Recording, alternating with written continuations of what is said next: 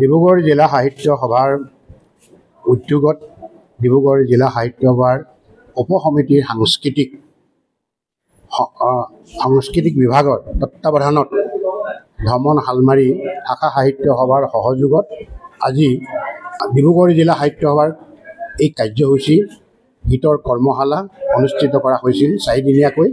এই 4 দিনীয়াত প্ৰায় 40জন ছাত্ৰ ছাত্ৰীয়ে শিক্ষা গ্ৰহণ কৰি যি তেখেতসকলৰ শিক্ষা গ্ৰহণ কৰিলে তাৰ কাৰণে আমি ডিব্ৰুগড় জিলা সাহিত্য সভাৰ তৰফৰ পৰা ভ্ৰমণ হালমাৰী শাখা সাহিত্য সভা অতিকৈ সুখী অনুভৱ কৰি তেখেতসকলক ধন্যবাদ জ্ঞাপন কৰিছোঁ। এই যে আমাৰ ডিব্ৰুগড় জিলা সাহিত্য সভাৰ সাংস্কৃতিক উপসমিতিৰ কাৰণে আমি যে এই কণ ছাত্ৰ ছাত্ৰীসকলক লৈ যে আমি তেখেতসকলৰ প্ৰতিভাবিলাক বিকাশ কৰাৰ কাৰণে যি চেষ্টা কৰি আহিছোঁ, এইটো আমাৰ ডিব্ৰুগড় জিলা সাহিত্য সভাৰ এটা অংশ। গতিকে ভ্ৰমণ হালমাৰী শাখা সাহিত্য সভাৰ এই অঞ্চলত এই যে আজি 40জন ছাত্ৰ ছাত্ৰীয়ে যি শিক্ষা গ্ৰহণ কৰিলে, ভৱিষ্যতে তেওঁবিলাকে এজন সু গায়ক গায়িকা হৈ যে সমাজত নাম উজ্জ্বলাব তাৰে আমি আশা কৰিছোঁ। আৰু ভৱিষ্যতলৈ এনে কৰ্ম প্ৰসাদ ভাষা জয়ন্তী উপলক্ষে কৰিব লৈছে।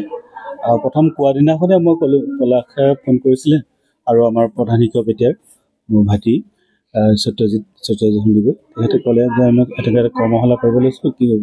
মই কৈছোঁ মই যিমানখিনি পাৰোঁ কৰিম আৰু দুলীয়াজনৰ ফালৰ পৰা মই যি মানে হেৰি কৰিব পাৰোঁ সেইমতে মই আমাৰ বন্ধু তৰুণৰ লগত যোগাযোগ কৰিলোঁ। বনগীতৰ অনাতাঁৰ শিল্পী তেওঁ, আৰু আমি সৰুৰ পৰাই একেলগতে গানৰ চৰ্চা কৰি অহা। তেখেতক ক'লোঁ আৰু লুইত দাস তেখেতৰ বনগীতৰ সম্ৰাট হয়, তেখেতকো হেৰি কৰিলোঁ। আৰু নিজে এখন গাড়ী ঠিক ঠাক কৰি মই প্ৰথম দিনাখন মই নিজে আহি লুইত দাসৰ লগত বনগীত আৰু পুৰণা কি বুলি কয় পুৰণা অসমীয়া গীত মানে অমৰ গীত কিছুমান আছে, 2টামান গীত আমি কৰিলোঁ।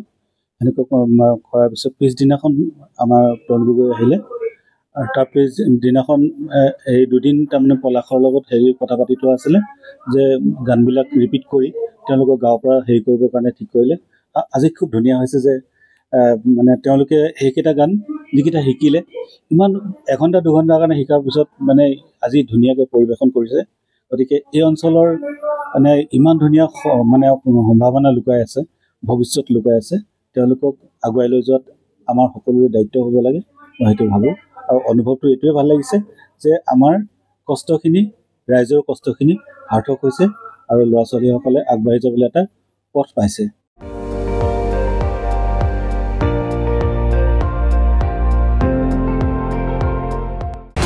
আপুনি চাই আছে ND24, সৰ্বশ্ৰেষ্ঠ নহয় সৰ্বোত্তমৰ দৌৰত।